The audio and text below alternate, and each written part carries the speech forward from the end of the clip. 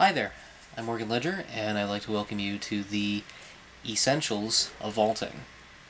Ever since I started doing this show back in 2008, I never thought in my wildest dreams this series would lead me to certain moments in my life where I'd meet such interesting friends, interesting things, and build me up into the person that I am today. And considering I'm turning 30 this week, I figured it'd be a little nice treat to bring back some old episodes that have been previously on YouTube, and also introduce some others that haven't been on YouTube. And so I felt it'd be unique to go back into the older seasons of the show and pick out 5 episodes from the past 5 seasons that I feel truly represent what the show has become over time, how it went from point A to point B, and you can see how little tiny things would just snowball into what the show would later turn out into. How it would go from something so simple to something so episodic and grand, and I feel these 5 episodes truly represent the whole show in a nutshell, of what it would become over time, as it started as this little small let's talk about this kind of thing to a more emotional bent as a test to see how it would do as a writer. And I think these 5 episodes from the past 5 seasons perfectly represent that. There's some fan favorites I threw in there as well that I figured people wanted to see, which they haven't seen in quite some time.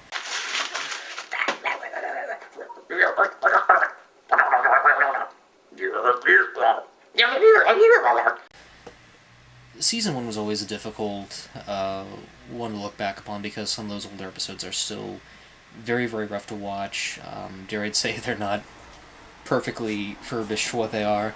I tried to make an attempt to go back and fix a couple of them up just so I'm a little more comfortable presenting them, and you can see some of them on the Internet Archive, my BitChute page.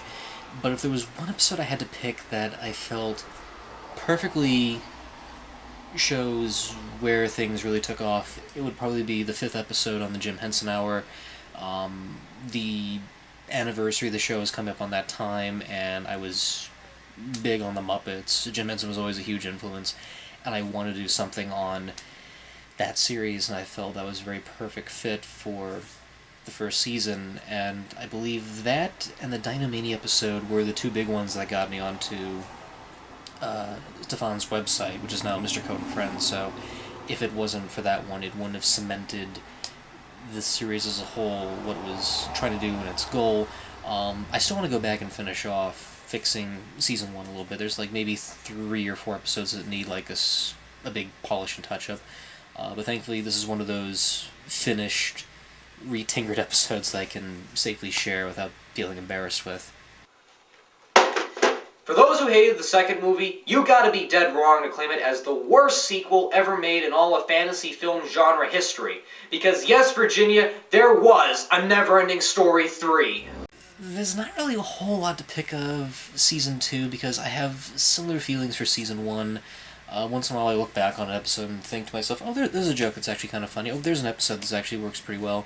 But that's when the series was going for the more caustic critic route, just being angry and mad at just anything would get you a laugh at that point.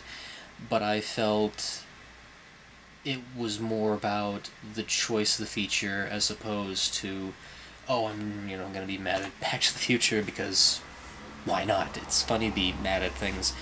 But there were a couple of episodes where I was a little more subdued and actually gave some positive criticisms at best. But the one I can think of that truly cements that the show as a whole would have to be the Neverending Story 3 review, and that's not just because I did it before Mr. Nostalgia Critic did it, months before he did his take, which I think is actually better, which I think mine is better than his, to be honest. Anything is, really. I do feel like that was where the show just really took off in terms of its sense of humor and breaking down of criticisms. There's like little gags and jokes that I remember that were edited together perfectly. A lot of viewers point to the Barney movie review as the personal favorite, but I think that's just because I destroy the tape at the end. I still look back upon that and just think, maybe I should have been a little more fair to it. But when you look at something like Neverending Story 3, it's like, no, that one deserves all of the criticisms, and it has probably my favorite freak out of the bunch. I agree! You can join my camp and have all the meat you want! We don't watch your meat! Oh, bitch, bitch, bitch. These have got to be the most ignorant and dumb characters to date. Season 3 was when the show definitely started to shape up a little better. Midway, I realized scripting was probably going to be needed.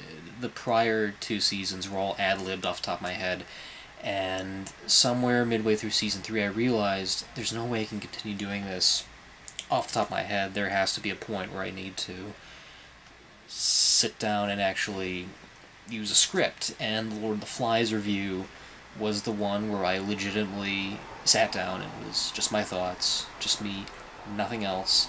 You could argue that the Twice Upon a Time episode and the Nothing But Trouble co-reviews were technically the first scripted episodes, but in terms of first scripted episode by myself, I would definitely have to say the Lord of the Flies one, because there was just so much to analyze. The old movie, the new movie, elements from the book I still remembered, and that one was a big challenge, because there's no way you can do it just sitting down and doing things off the top of your head. But I remember feeling very satisfied after writing that episode, and I still look back at that one and say, yeah, that is a good example of the show in its prime. It's purest prime. I'd argue say that's a true Season 1 episode, as opposed to the actual Season 1 episode, which is really more or less a pilot. Actually, the first 47 episodes are arguably pilot episodes up until that one little point. But there are some elements in that episode I'm actually still proud of. I am Noggle of the Sixth Nebula, located near Millie Way's restaurant. Seeing as I have done an impossible feat by interfering with your television satellite that adds to 5 others, I've accomplished. I'm sure swinging in for breakfast there would be nice. Well, that doesn't sound too bad, but what do you have in mind? A year after I broke off my friendship with Logan, I still carried all of the frustrations and things that happened between me and him, and I just wanted to do something to just get all that stress out, all those feelings I had about him out of there, and so I therapeutically, in a therapeutic sense, I wrote the Last Unicorn episode as sort of a means to reflect back upon that, and some writers actually do that. They'll take past experiences and fuel it as one big thing, just as a means to get it all out there and just go away and be done with it. And that's really what that episode was. It was just one big ventilation, but at the same time it was just an emotional one. Because I didn't want it to be this negative strike. I just wanted to take all I had from experience and just get it done, get it over with, and move on to the next big thing. The alien Noggle was cleverly designed by Star, aka Sarah. I still have the image that she drew of the creature. I remember the first time she drew it, I just immediately liked it and said, yes, this is the monster, this is beautiful. And of course, her voicing the creature itself. I don't think anyone's caught on to the point that Noggle is Logan spelled backwards. And again, after saying it, I think they're going to start sharing that review to him. I hope they don't. I really hope they don't. Too late now, really. But I don't know, maybe he has changed, maybe he's a different person, maybe it's for the better. I keep hearing on and off things personally, but I just wrote that just to get over what happened between me and him, because there was so much damage that was done. I just wanted to move on from it, and the only way to do that was that episode. There was no other choice. In short, this movie fucking sucks! The Wired episode, I put so much effort into it. I remember looking at the movie first on hand. It was recommended to be by Stefan. He, brought it up as a little curiosity, and I watched it. Didn't like it. And then I felt, wait a minute, there is maybe something here. And so I went back and did a lot of research on John Belushi. I read the book the movie was based off of, which was written by Bob Woodward. Then I read the other biography that was written by his friends called Belushi, which was truly fascinating. A great look into this person. And then I saw the movie again, and I just remember being so furious afterwards. And the whole episode really does reflect my feelings. If you're gonna portray a person's life, at least make it a celebration of their life and not a big exploit / PSA warning. I think life is for everyone, no matter what choices they make in life, regardless of good or bad. Life is really just. It depends on how you use it. And the way that movie sprays its message, life is, not for everybody, which still rings my head. It's such an uncomfortable movie, and I really hate it so much. It's without a doubt one of the worst things I've ever reviewed for the show thus far, and even moving forward, it's still one of those things I look back on and go, oh, God, this dirty piece of laundry. People say Garbage Pail Kids is the worst movie of all time. Show them this one. Just show them this. But I just remember putting so much heart into it, and to this day, it's easily one of my personal favorites. Maybe top 3 or 5 of the show so far. It's hard to say if it's really the best episode I've done, because every year I always seem to outdo myself somehow, some way, and it just amazes me.